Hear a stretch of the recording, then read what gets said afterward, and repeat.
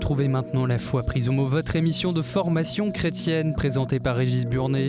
Aujourd'hui, la nouveauté franciscaine avec Jacques Dallarin, directeur de recherche au CNRS, et François Delmas-Goyon, enseignant au Collège des Bernardins. Bonjour et merci de nous retrouver pour La Foi prise au mot, votre rendez-vous hebdomadaire de formation. Alors vous le savez, nous fêtons cette année le 8e centenaire de l'ordre franciscain et voici que vient de paraître une nouvelle traduction de l'ensemble des textes qui se rapportent à François, que l'on appelle le Totum. Alors 800 ans après, pourquoi recommencer à relire ces vieux textes? Que peut-il bien y avoir de nouveau dans le message franciscain? Y a-t-il une actualité du message franciscain? Pour répondre à ces questions, deux invités. Jacques Dallarin, bonjour. Bonjour. Vous êtes directeur de recherche au CNRS et vous avez coordonné cette nouvelle édition du Totum qui paraît aux éditions franciscaines et aux éditions du Cerf en coédition. François Delmas-Goyon, bonjour. Bonjour. Vous êtes philosophe, vous enseignez au Bernardin, vous êtes aussi spécialiste du franciscanisme et vous avez travaillé avec Jacques Dallarin, vous avez participé à cette traduction, à cette entreprise de traduction. Alors, avant de commencer de parler vraiment du Totum, j'aimerais que vous nous disiez en quelques mots qui est François. Enfin, on ne va pas refaire une vie de François, mais juste quelques petits indices chronologiques. On est à quelle période et qui est François? Le biographe. Alors, François d'Assise naît en 1181 ou 1182, il meurt en 1226, dans une période d'extraordinaire croissance économique, démographique, et il appartient à la classe sociale montante, celle des marchands. Fils de marchand, puis marchand lui-même, et il vivra une expérience de conversion extrêmement forte, dont l'épisode le plus marquant sera la rencontre des lépreux, qui l'amènera à tout abandonner, se consacrer complètement à Dieu, et son rayonnement va lui attirer des frères, et va naître une extraordinaire famille religieuse. Très bien. Alors maintenant, le totum, j'en ai parlé, c'est un mot latin pour dire le tout. De quoi s'est constitué ce livre? Est-ce que c'est un livre d'abord? Et quelles sont les grandes... Alors on ira au cours de l'émission un peu plus en profondeur dans les textes qu'il compose, mais dites-nous rapidement de quoi il s'agit. Alors, le Totum, c'est un surnom affectueux. Le titre le plus exact, ce serait Les sources franciscaines. Ouais. C'est une entreprise qui a une histoire. En France, en 1968, pour la première fois, deux pères franciscains, Théophile Desbonnets et Damien Voreux, ont publié ce petit volume de 1500 pages, qui contenait les écrits de François et la plupart des textes se rapportant à François. Bon, cet ouvrage a plus de 40 ans. Il a été, je ne dirais pas imité, mais enfin, disons que des entreprises de même nature ont eu lieu dans la plupart des pays du monde, avec traduction des sources latines, introduction et un certain nombre d'instruments et d'index. Ce qui fait qu'au fond, le prototype français se trouvait légèrement dépassé, victime de sa précocité, en quelque sorte. D'où l'idée des éditions franciscaines et des éditions du Cerf de refaire le Totum, non pas de le rafraîchir, ça nous a paru impossible, mais de le refaire vraiment complètement, sachant que de nouveaux textes ont été découverts ou on a mieux compris leur intérêt, donc il y avait un corpus très élargi, puisqu'on est passé de 1500 à 3400 pages. On voit le nouveau Totum, c'est deux deux gros volumes très épais. Donc vous avez d'autres textes. Il y a de nouveaux textes, oui. Il y a une nouvelle manière de traduire, la recherche a bougé. Je pense aussi que nos contemporains ont besoin d'autres décodeurs pour comprendre des textes médiévaux quand il s'agit de liturgie, de références bibliques. Voilà, donc on a essayé de faire d'un bout à l'autre ce travail de passeur entre des textes du XIIIe siècle et puis des lecteurs d'aujourd'hui. Bien, on va voir quel est ce travail de passage, puisqu'on va lire un texte pour voir... c'est un texte très connu, donc peut-être certains de tes spectateurs qui le connaissaient dans l'ancienne version vont être surpris de la nouvelle version. Donc vous allez le lire. De quoi s'agit-il? Eh bien, de la finale d'un texte intitulé « Le commerce sacré de Saint François avec Dame Pauvreté », difficile à dater. L'équipe pense qu'il date des années 1235-1240 et qui manifeste la quête de la pauvreté, l'alliance avec Dame Pauvreté vécue par François et ses frères. Et la traduction que vous allez entendre est de François Delmas-Goyon. Voilà, et relue entre autres par Jacques Dallarin.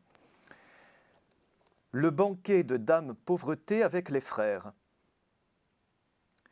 Après avoir tout préparé, les frères pressèrent Dame Pauvreté de manger avec eux. Mais elle déclara « Montrez-moi d'abord l'oratoire, la salle du chapitre, le cloître, le réfectoire, la cuisine, le dortoir et l'hôtellerie, les beaux sièges, les tables polies et les bâtiments immenses.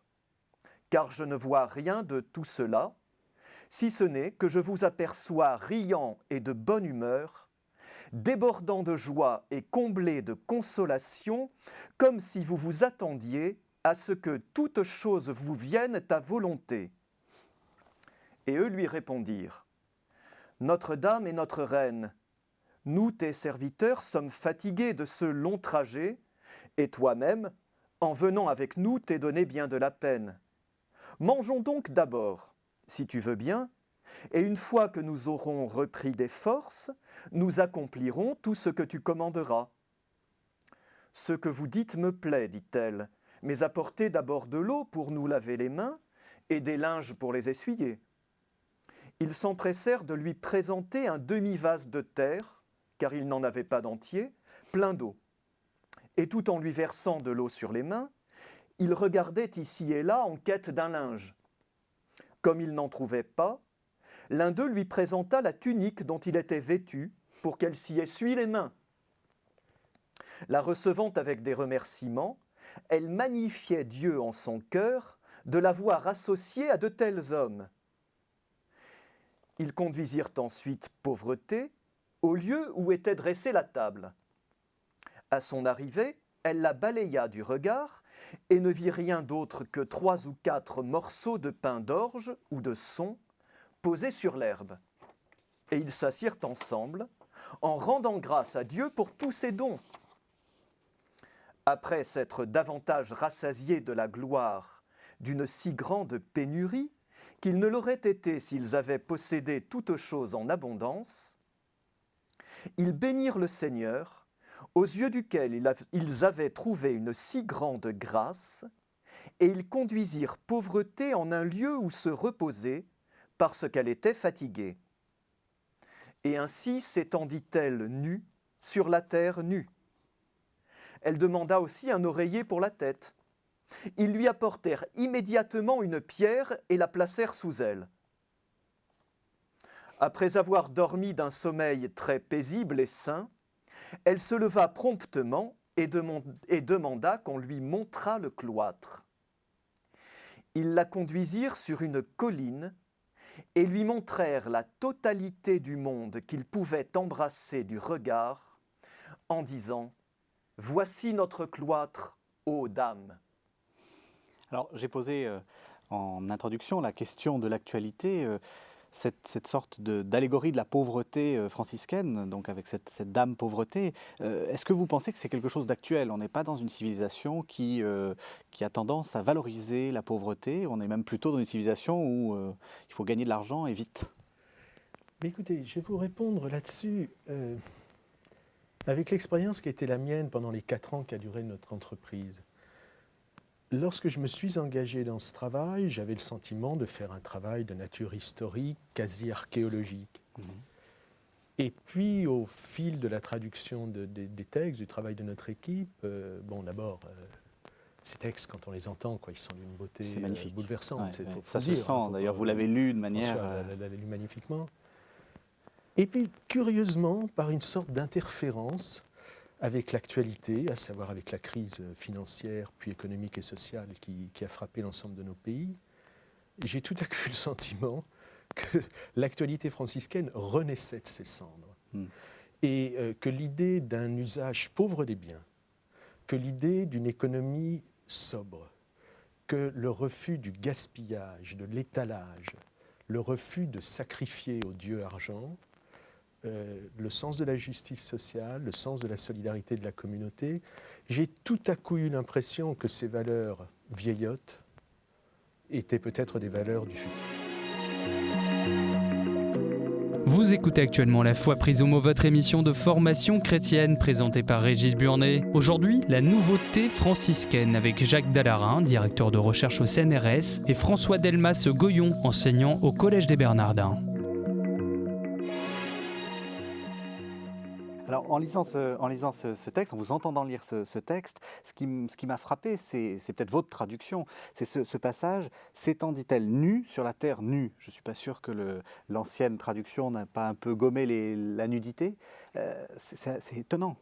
Alors c'est d'autant plus étonnant que d'autres sources nous expliquent que François, au moment de sa mort, a demandé lui-même à être étendu nu sur la terre nue, et il est resté pendant quelques minutes avant qu'on le revête de sa tunique mortuaire.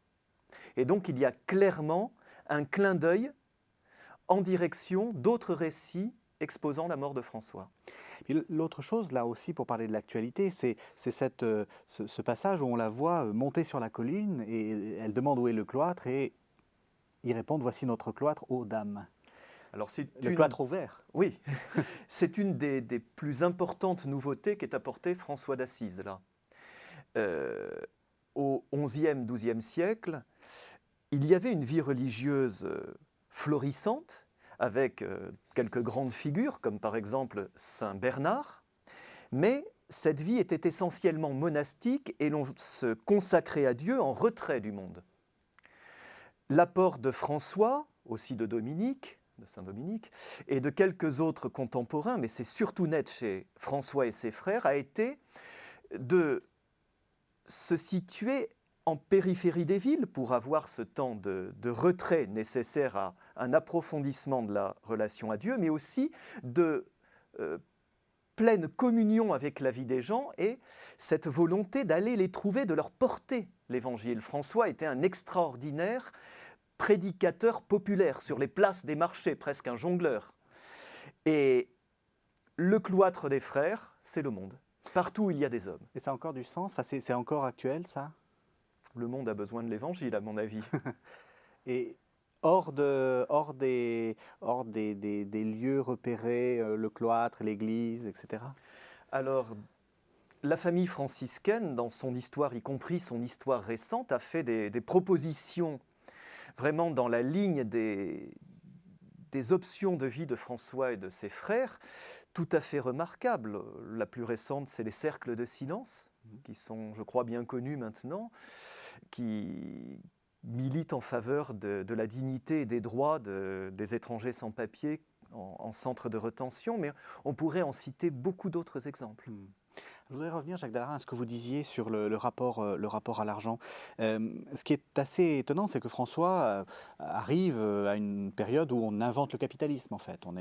Enfin, c'est le début, on va dire. Quelle est son option? Et en quoi, après 800 ans de capitalisme effréné, cette option a encore du sens? C'est une question complexe à laquelle un collègue italien, Giacomo Todeschini, a consacré un certain nombre de livres remarquables, dont un est traduit en français, Richesse franciscaine. Si on retrace une longue histoire, si vous voulez, du Moyen-Âge, au Moyen-Âge, on voit que les biens qu'un individu puissant accumule pendant sa vie sont enterrés avec lui. Donc la plus-value que chaque génération a produite disparaît à la mort d'un prince, d'un roi, d'un chef. Sous forme de quoi? Sous forme dans son tombeau, l'or, les armes, les bijoux. Voilà. Dans une période suivante qu'évoquait François, la période monastique, les abbayes ont thésaurisé énormément sous forme de reliquaires, sous forme d'ornements d'autel, sous forme, là aussi, de métaux précieux. De bâtiments. Les bâtiments, bien évidemment.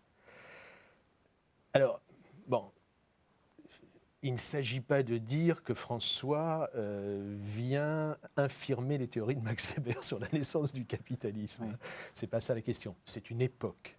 Il est évident qu'au XIIIe siècle, dans la lancée d'ailleurs d'un mouvement qui est sensible dès les XIe, XIIe, il y a une renaissance urbaine, il y a une circulation monétaire accrue, et François s'inscrit dans ce mouvement-là.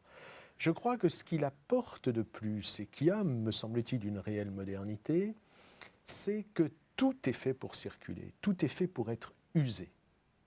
Et c'est un de ses disciple à la fin du XIIIe siècle, Pierre de Jean Olivier, qui mettra au point la théorie dite de l'usage pauvre, où on retient, à juste titre d'ailleurs, la pauvreté de l'usage, mais moi je retiens aussi l'usage. C'est-à-dire que les biens sont faits pour être utilisés par les hommes.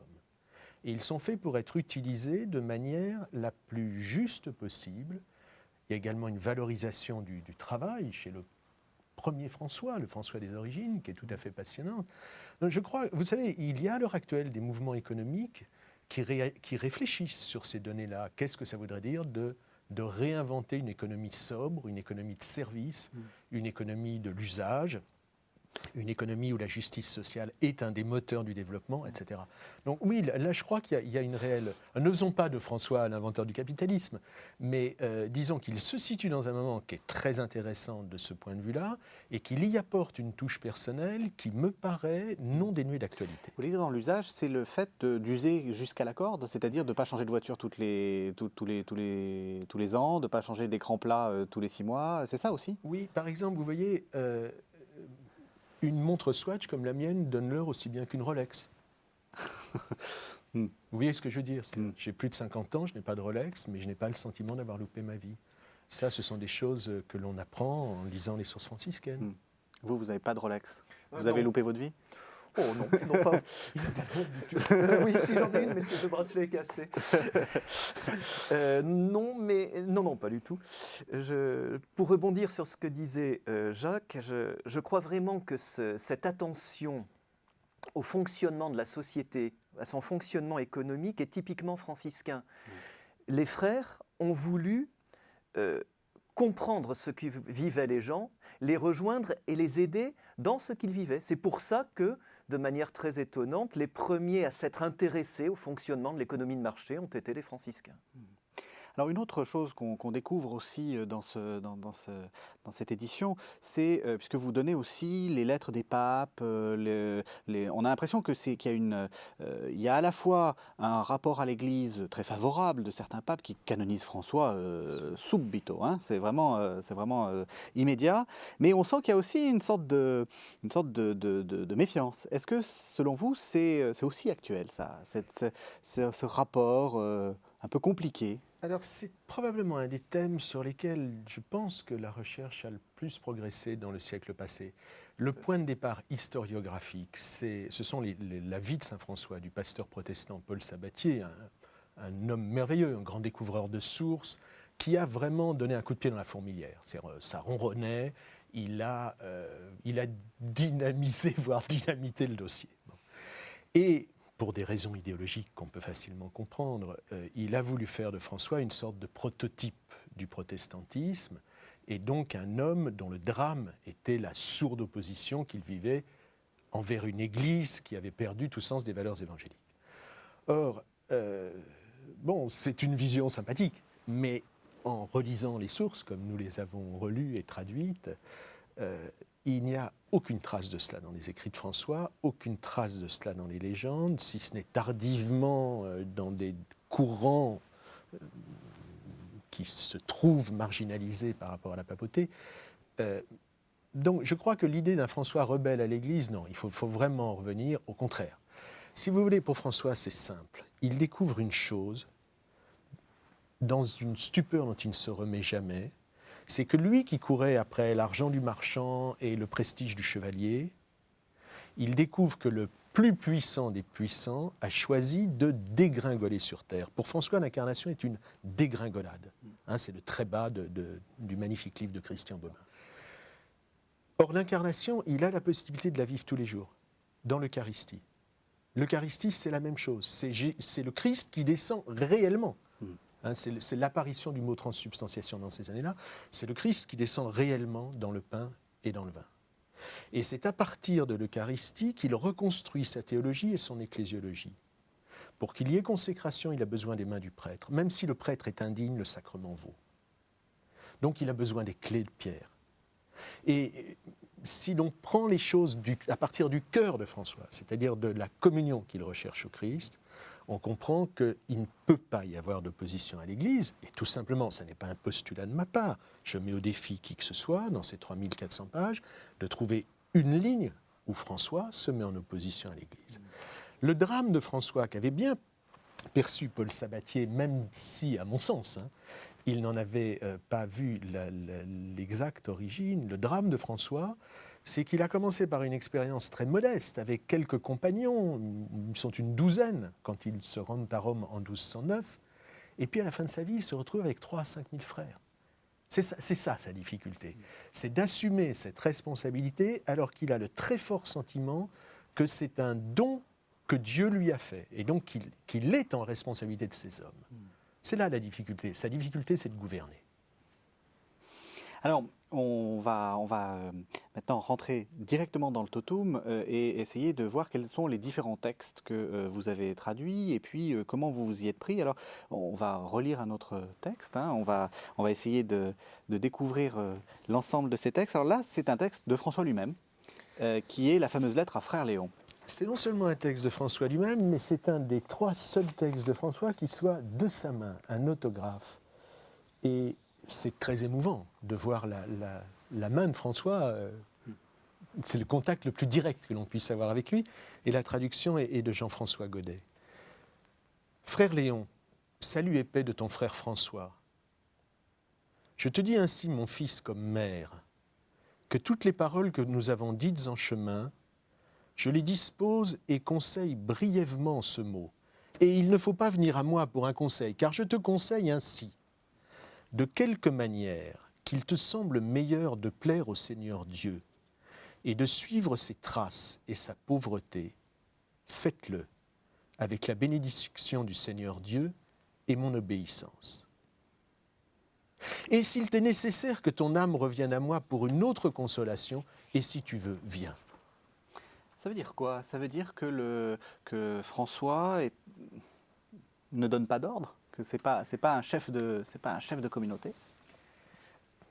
Il le sera à un moment, à la fin de l'année 1220, il renoncera à exercer le gouvernement direct de la communauté, mais il gardera toujours son autorité de fondateur et de guide spirituel. Et à la fin de sa vie, il va beaucoup insister sur le fait qu'il doit accepter que les frères puissent éventuellement suivre un autre chemin, et ce sera pour lui une expérience crucifiante, mais lui veut être un témoin et un exemple de ce que c'est réellement que d'être frère mineur.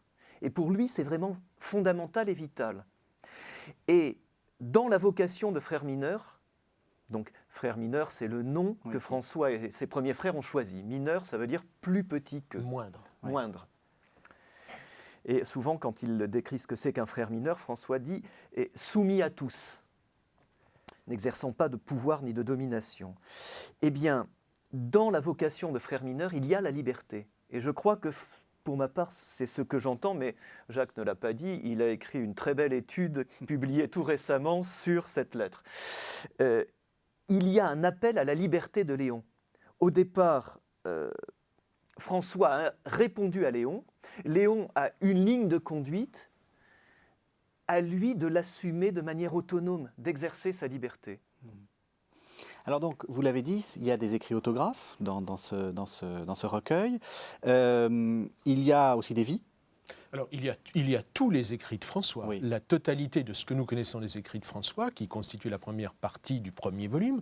2 ou 3 autographes, je l'ai dit, mais tout le reste sont des écrits dictés, comme on dictait au Moyen-Âge, où, contrairement à ce que l'on a cru à un moment, la pensée de François est intacte. C'est vraiment bien de lui, c'est de son cru.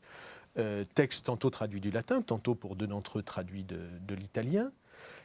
Puis il y a toutes les légendes qui ont été consacrées à François d'Assise, entrelardées des bulles pontificales qui régulent son culte. Quelques chroniques qui racontent le développement de l'ordre.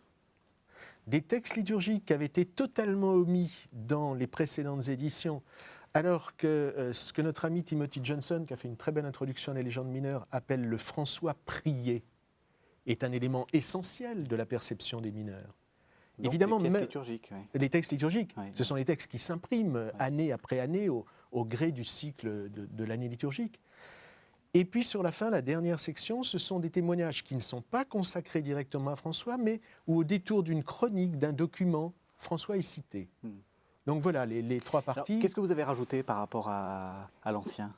Alors, par exemple, ces textes liturgiques avaient été négligés par nos prédécesseurs parce qu'ils étaient un peu positivistes, donc ils voulaient, et c'était parfaitement légitime, et c'est tout de même ça que l'on doit continuer à chercher, ils voulaient s'approcher le plus possible du François historique. Mais disons que le mouvement de la recherche historique a lui aussi évolué. On est très sensible au problème de représentation, et là, cette notion du François prié est tout à fait dans le fil d'une histoire des représentations. D'où les textes liturgiques, les textes qui s'impriment, les textes qui modèlent François dans la tête des frères. Par exemple, les recueils de miracles avaient été très largement négligés par nos prédécesseurs. Dans les années 70, c'était un peu... Bon, les miracles, ça ennuie tout le monde. Hein. Ça ennuie les croyants parce qu'ils ne savent pas comment très faire. drôle. Ça ennuie les incroyants parce qu'ils c'est très amusant. ne croient pas. Il y a beaucoup de miracles tout à fait amusants. Ouais. Or, en fait, si vous voulez, on a redonné la totalité de ces miracles parce qu'on a compris que certes, ils n'apprenaient pas grand-chose sur François, mais ils apprennent quelque chose de formidable. Chacun de ces épisodes est une tranche de vie. Et chacune de ces tranches de vie, ça n'est pas seulement la guérison d'un pied, d'un bras, etc. C'est une conversion. C'est-à-dire que chaque miracle est le micro-récit du macro-récit de la conversion de François. Et avec une attention particulière aux pauvres, aux enfants, aux démunis. Donc, dans ces textes qui ont semblé longtemps déconnectés, au fond, vous disiez oui, des miracles, un miracle de plus, un miracle de moins. Le traité des miracles, c'est 200 miracles tout de même. On a tout traduit, parce que c'est 200 vies. Et il nous a semblé que ça méritait d'être présent. Voilà, vous savez, si on est passé de 1500 à 3400 pages, il y a eu un certain nombre d'ajouts. Et alors justement, comment est-ce qu'on traduit? Vous avez fait cette expérience-là. C'est des textes qui ont déjà été traduits. Vous avez donc déjà la traduction. Vous pouvez faire du petit latin, hein, comme avec le Budet. Vous savez, on avait à gauche le texte latin et à droite la traduction. On essayait de l'améliorer. Est-ce que vous avez fait comme ça ou est-ce que vous avez décidé que non, vous partez à nouveau frais, vous recommencez tout? Pour être franc, au départ, j'ai essayé, je me suis rendu compte que ça ne marchait pas parce qu'il fallait vraiment reprendre le texte pour lui-même. La traduction déjà existante, quand elle existe déjà, est intéressante après coup pour vérifier accessoirement qu'on n'a pas commis de contresens, mais voir comment le précédent traducteur a pu sentir telle ou telle chose. Je crois qu'il ne s'agit pas de dire que les précédentes traductions étaient mauvaises. Elles ont été faites il y a maintenant près d'un demi-siècle, ou plus d'un demi-siècle, dans un autre esprit, où on valorisait en premier lieu le style coulé, la fluidité du français. Mais Damien Voreux était, au fil des bonnets, était d'excellents latinistes. Et, ils ont eu quelques trouvailles de traduction. Simplement, on n'est plus dans le même cahier des charges, si vous voulez. Alors, d'abord, on s'affronte au texte, on essaie de se faire habiter, de se laisser habiter par le texte. Les deux textes que j'ai traduits, je les connaissais, enfin je croyais bien les connaître. En fait, évidemment, je les ai redécouverts. Alors, je précise qu'il y a une chose très importante et qui, moi, m'a énormément habité et aidé, ça a été la relecture. Jacques pourra peut-être repréciser le fonctionnement de l'équipe, mais en deux mots, chaque traducteur était relu par un autre traducteur, puis ensuite, quand nous présentions notre produit à Jacques, Jacques faisait encore une relecture. Et mes traductions ont énormément bénéficié de ces relectures. Et là, il y a une vraie expérience qui est d'ailleurs de l'ordre de la fraternité franciscaine. Votre cahier des charges, c'était quoi? C'était on traduit au plus près du texte, un mot latin on fait correspondre un mot latin par un mot français et on essaie de suivre l'ordre des mots. Oui, sauf que ce n'est pas du petit nègre entre guillemets, c'est une réelle traduction. On dépasse, par exemple, c'est davantage du français que la traduction qu'a proposée Chouraki de la Bible, qui est passionnante par ailleurs. Mais c'est réellement un texte français que nous avons essayé de redonner. Mais par exemple, chaque traduction a essayé de redonner en français le niveau de latin de l'original. Les écrits de Frère Léon sont dans un latin un peu rude. Ceux de Thomas de Celano et de Bonaventure dans un magnique style. Donc l'intérêt, c'est de voir les différences de style qu'avant on avait tendance à... Qui étaient lissées. D'accord. Et est-ce qu'il y a eu des choses où vous vous êtes dit, ah non, là, je ne peux pas l'écrire comme ça, c'est trop violent, parce qu'on sait que le latin est une langue assez rude. Hein. Est-ce qu'il y a eu un moment où vous vous êtes dit, ah non, là, ça, je ne peux pas l'écrire? Non, en tout cas, pas d'auto-censure, mais plutôt pour que l'écrit reste lisible en français. Dans certains cas, il faut quand même continuer à écrire en français. Mais dans ce cas-là, vous produisez une note. D'accord. Et vous, vous avez tout relu, ça vous est arrivé de vous dire, oula, là il va fort, ou le traducteur, ou même le texte il va fort. Oui, je crois que François a eu raison d'insister sur cet aspect vraiment collectif, parce que c'était un travail très fraternel, et quand il disait relire, ça ne voulait pas dire relire pour voir si ça sonnait bien en français, ça veut dire relire avec le latin à côté, Oui. vérifier mot à mot. Hein. La règle étant, comme il l'a fort bien exprimé, être au plus près possible du latin, sous réserve de la lisibilité pour un lecteur contemporain. Voilà, c'est tout. Oui, il y a des moments où c'est violent, mais il faut le traduire. Il y a un passage qui dit, vous allez abstinebant, à propos des premiers frères, a desideris carnalibus. Bon, tout le monde comprend. Oui. Il se retenait des désirs charnels. Traduction précédente, il s'abstenait des désirs charnels, pardon. Traduction précédente, il se retenait de tout mouvement d'égoïsme. Bon, inutile de vous dire qu'on a opté pour la traduction littérale. François n'a rien à cacher. Donc on part de ce principe. François n'a rien à cacher, y compris ses tourments, y compris ses contradictions, sont un enseignement parce que c'est un homme qui était dans une recherche d'une exigence totale.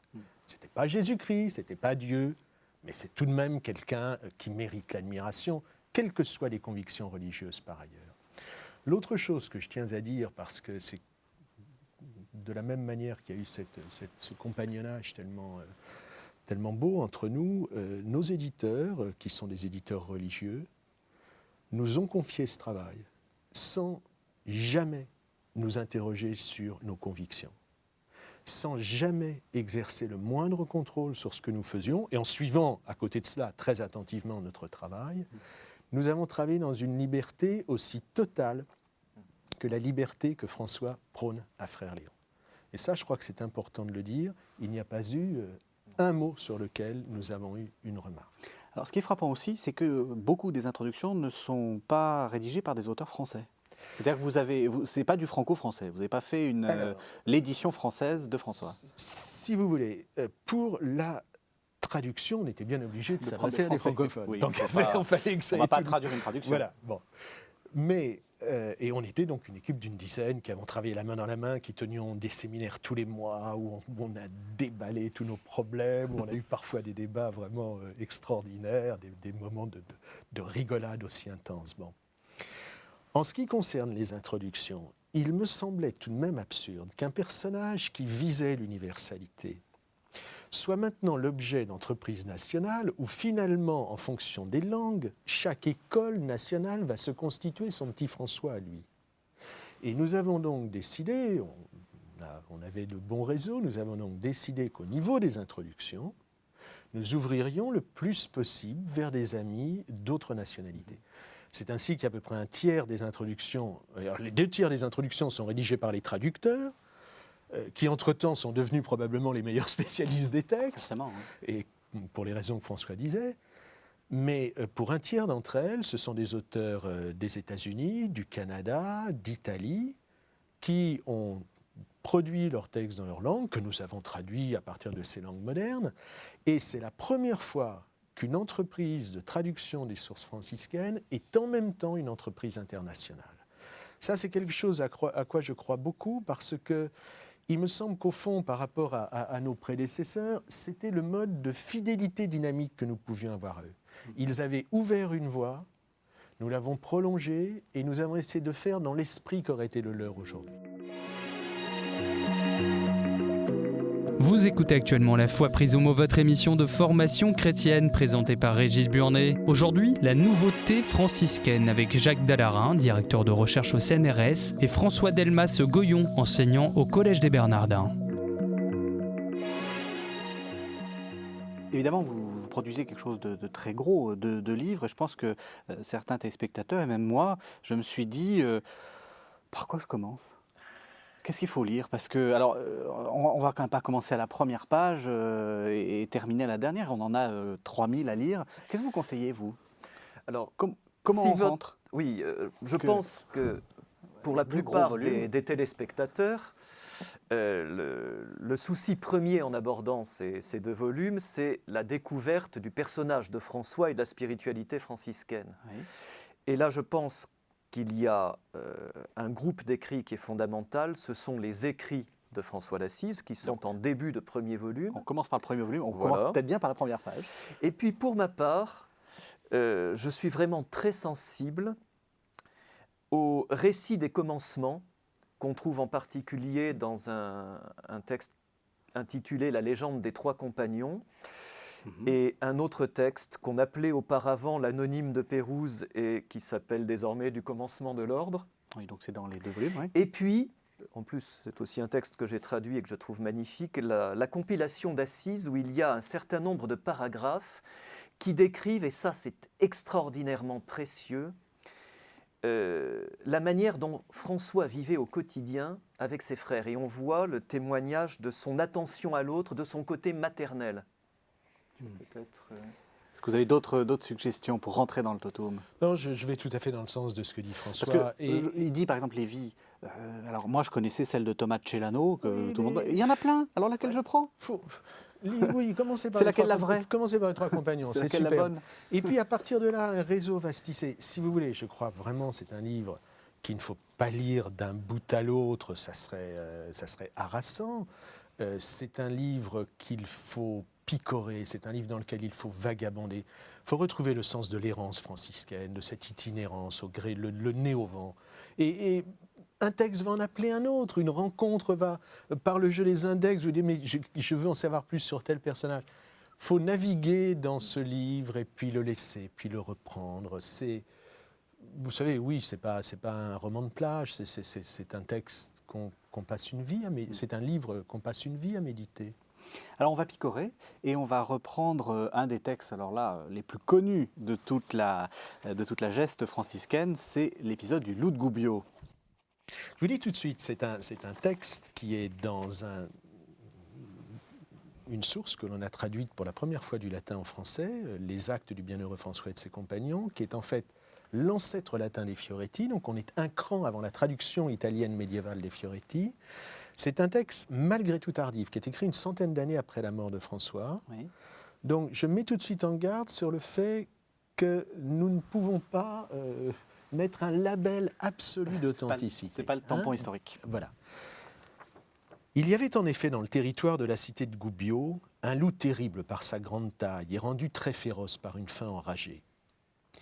Non seulement il massacrait les animaux, mais il dévorait aussi hommes et femmes, en sorte qu'il tenait tous les habitants de la cité en un si grand désastre et une telle terreur que tous allaient protégés et armés quand ils sortaient sur le territoire.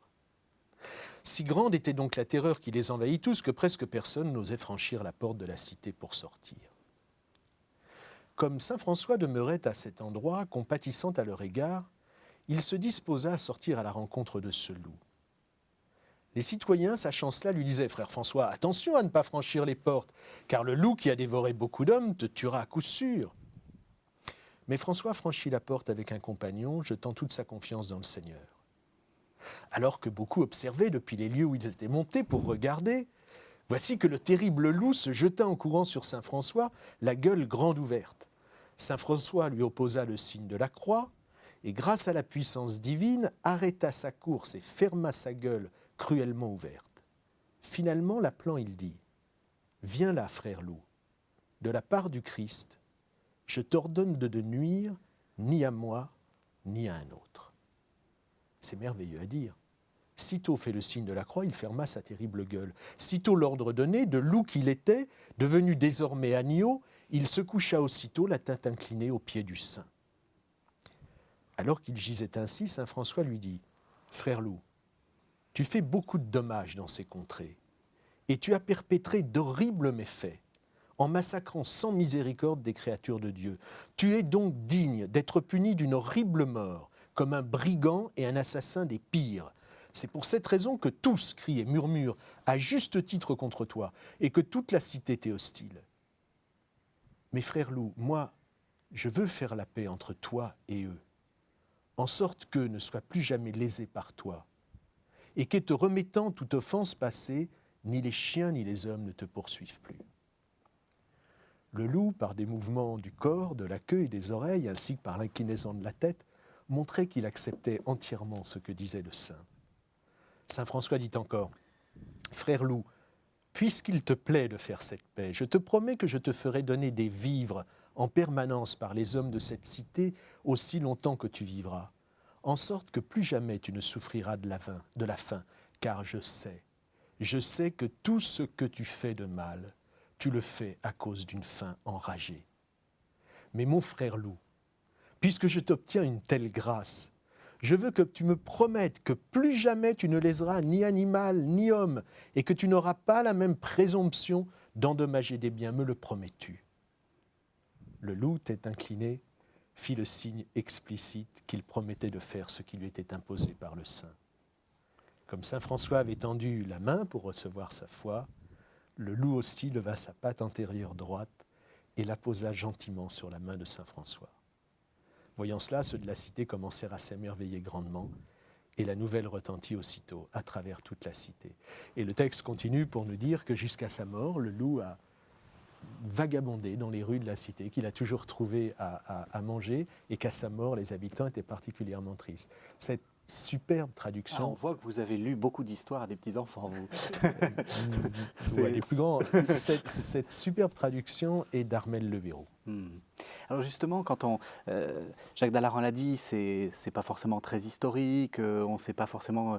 Quelle actualité ça a pour les franciscains actuellement, ça ? Parce qu'on leur a quand même beaucoup reproché leur amour des loups et des petits oiseaux. Alors, qu'est-ce qu'on peut encore en dire ? Alors, ce qui est extraordinaire dans ce texte, outre l'histoire, le conte qui est merveilleux, c'est que quand vous faites attention à la démarche de François, et je crois qu'il y a une partie qui n'a pu être lue là, qui poursuit cela, François est pleinement dans le réel. Il prend en compte le besoin du loup et sa faim. Le loup a besoin de manger. Il prend en compte aussi la peur des habitants. Et il va amener le loup et les habitants à conclure un pacte entre eux.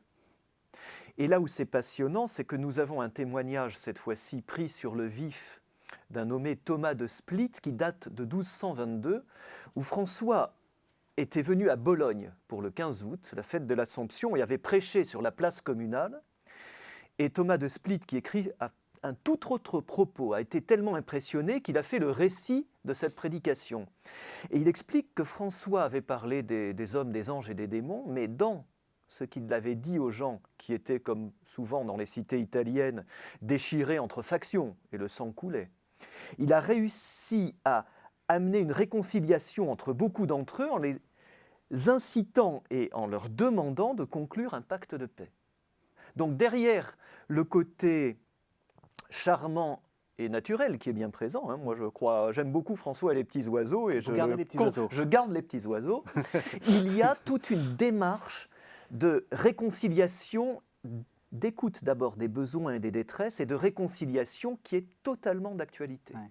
Vous pensez que cet ouvrage va faire changer un peu l'image que les milieux franciscains, que les franciscains eux-mêmes vont avoir de François ou pas ?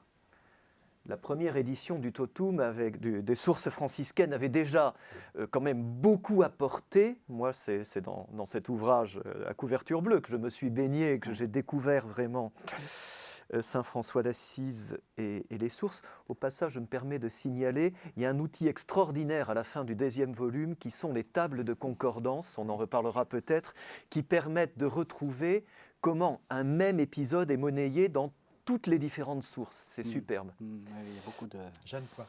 Voilà. On voit les... Je voudrais revenir une seconde sur le loup de Gubbio, parce que j'adhère évidemment tout à fait à ce que dit François. Première chose, il y a un problème, François y va, il affronte. Et pour répondre à votre question sur l'actualité, il ne se dérobe pas, il y va. Deuxième chose, il tombe sur une brute sanglante. Ce loup, qu'est-ce qu'il est ? Le symbole de toute délinquance, de toute criminalité. Et là, frère loup. C'est-à-dire, indépendamment des crimes qu'il a commis, il reste un frère. Il reste fils du même père. Ça veut dire ça, frère. Et il le désarme de cette manière-là. Ensuite, ce qui est très frappant, j'ai insisté à la lecture sur ce passage, c'est que François ne lui dit pas « Mon pauvre loup, je sais que tu as une enfance malheureuse. » Voilà.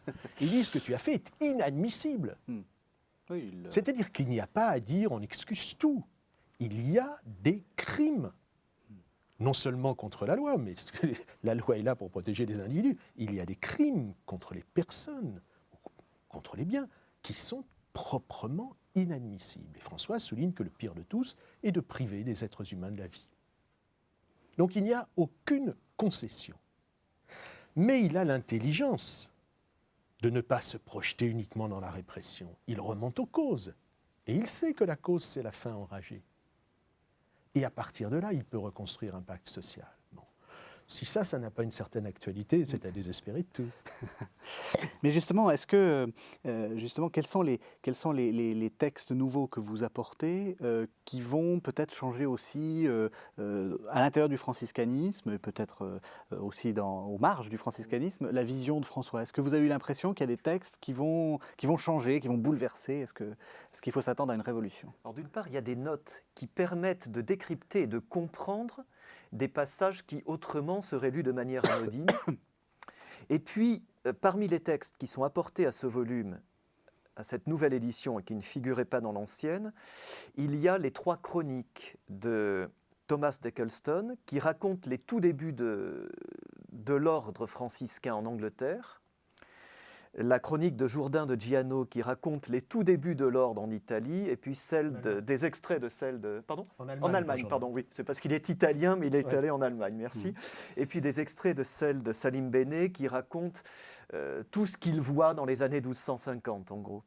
Et en particulier, Jourdain de Giano il est passionnant à lire, c'est truculent, et il a des souvenirs qui éclairent vraiment ce que pouvait être la vie des frères en 1220, 1230. Par exemple, quand ils arrivent en Allemagne, dans je ne sais plus quelle ville, les gens trouvent les frères sympathiques et décident de leur construire une maison. Et on leur demande s'ils veulent un cloître, et lui dit on ne sait pas ce que c'est, mais on aimerait bien un endroit où on puisse se laver les pieds. Voilà. Oui. Une autre dimension, vous me demandiez tout à l'heure les apports par rapport à l'édition antérieure. Il est vrai que dans les entreprises précédentes, il y avait tout de même une très forte focalisation sur l'homme François, à la limite du culte de la personnalité. Mais bon, c'est un saint de l'Église catholique, il le mérite bien. Nous avons tout de même essayé de restituer la dimension communautaire. C'est-à-dire de montrer que certes c'est une aventure avec un individu hors du commun, mais cet individu hors du commun l'a voulu aventure collective. Et il y a un moment, c'est dans Thomas de Celano, on le retrouve ailleurs, à un moment François se dit quelle est notre vraie vocation? La contemplation ou l'action? Vivre à l'écart du monde ou vivre parmi les hommes? Évidemment, la réponse c'est de vivre parmi les hommes, parce qu'il sait qu'on ne peut pas faire son salut seul. C'est en tentant de faire le salut des autres qu'on a une chance de réaliser le sien. Donc on a voulu restituer cette dimension collective de l'aventure franciscaine, ce qui ne diminue en rien François, mais ce qui montre qu'il a été à la tête d'un mouvement, et avec des gens, ce que disait François Delmas-Goyon, avec des gens qui avaient un humour tout de même. L'humour franciscain, ça existe. Oui, le Jourdain de Giano, c'est extraordinaire. Quand il raconte la manière dont il se trouve enrôlé pour partir en Allemagne alors qu'il ne voulait absolument pas y aller, ce sont des passages très très drôles. Et il est vrai que les traductions plus rugueuses que nous donnons rendent mieux ces moments-là. Alors peut-être quand même, pour nourrir la curiosité des spectateurs, l'épisode auquel fait allusion Jacques, c'est qu'il y avait eu un premier envoi de frères en 1217 en Allemagne qui s'était très mal passé.